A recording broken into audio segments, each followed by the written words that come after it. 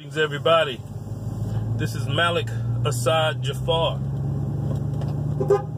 ghetto philosopher and superstar. Today's topic is going to be about counseling and is it necessary? Okay. The reason why I'm bringing this up is because the last video that I put out there, when we were talking about emotional vampires, I mentioned the fact about not needing counseling, because ultimately, in a sense, when you are a counselor, you are being an emotional vampire, intentional or unintentional, as you saw the video. But some people talked to me about that, and they were like, well, that's a contradiction. Is that,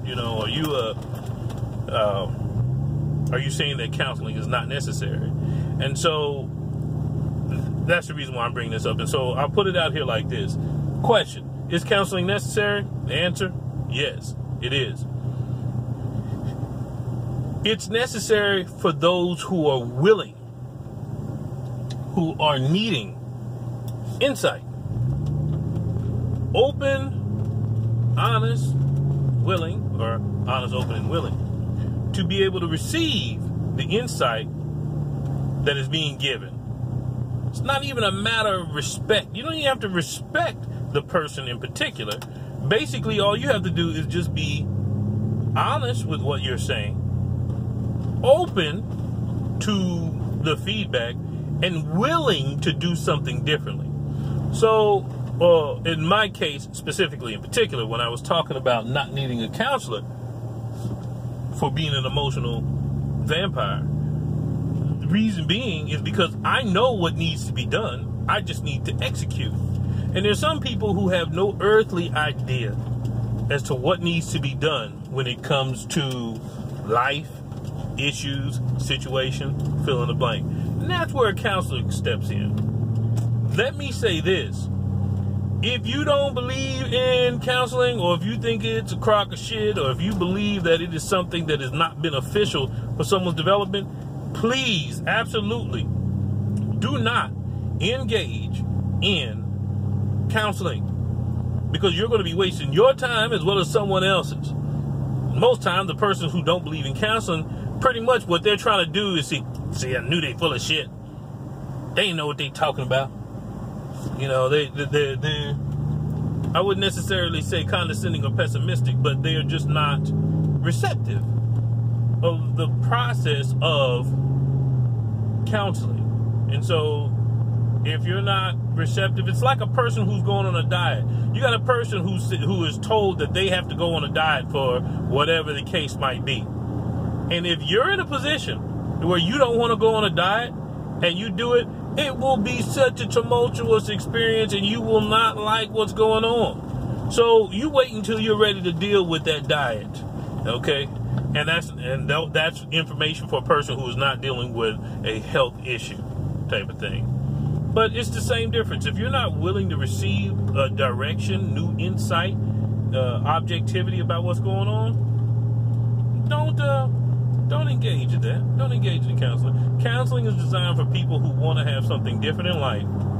And again, quote from Kanye, they don't have all the answers.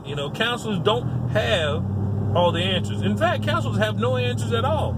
It's one of the great things about counseling. Counselors sit and they listen, and they, along with the person that they are meeting with, or the group per se, become a think tank, and they come up with options, ideas. They, meaning the participants do, but not the counselor. The counselor just simply guides. So, two important C's that you want to deal with when you're talking with a counselor is, the first one is communication. Communication is very important when dealing with a counselor. They have to be able to communicate. They have to speak your language. They have to speak a language that is able to be received by the person, or conveys something that makes a person go, aha, the eureka moment. And the second C that you have is consultation. Because if that counselor cannot inspire or direct the process in such a way that is productive for the client, then they need to be able to consult. And even so, if that's not the case, a counselor can only do so much when they're talking to the person, when they're communicating with the person. If this person is having an issue, let's say, for example, just roundabout, just real quick scenario. Person has a job. They hate the job. Their job is horrible because their supervisor is abusive.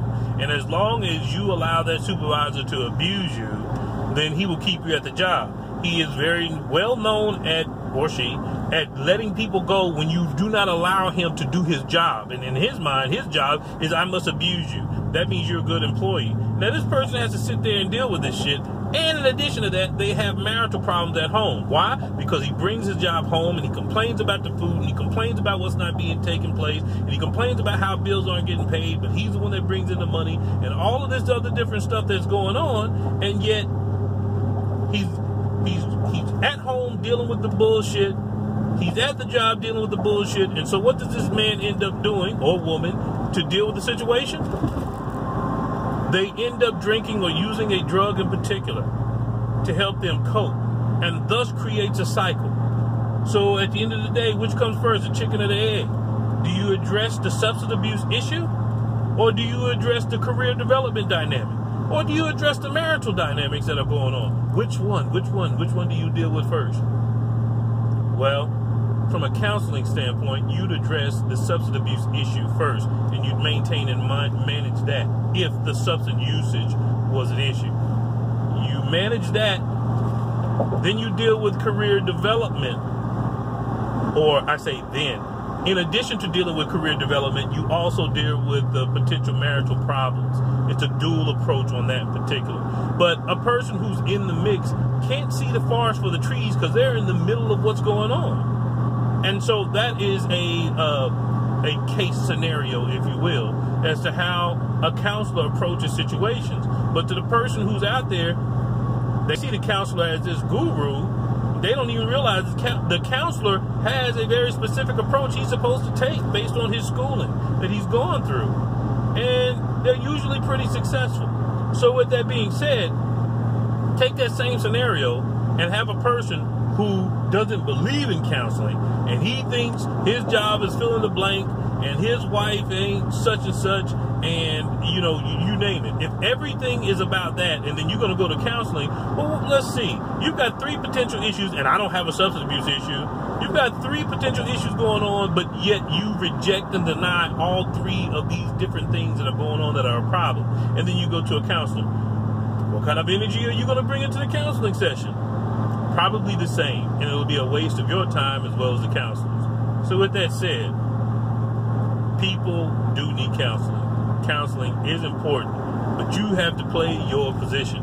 You have to know when counseling is relative, significant, and important in your life to be able to create some change. And you got to want something different. And you got to be willing to do something different. And more importantly, make sure you have the 2 C's. Good communication with your counselor, because if you don't have good communication with your counselor, you're not going to have shit. Okay? Just because you're paying the money doesn't mean they got to say what you like, but they have to communicate with you in such a way that you get the message for change. And the other thing is consultation. If your counselor doesn't know the right people or who to talk to or who to refer you to or who to speak to in regards to certain issues, you're wasting your money and your time. Make sure you have those 2 things when you're dealing with counseling. With that said, stay positive, be safe, be blessed. I'll talk to you next time.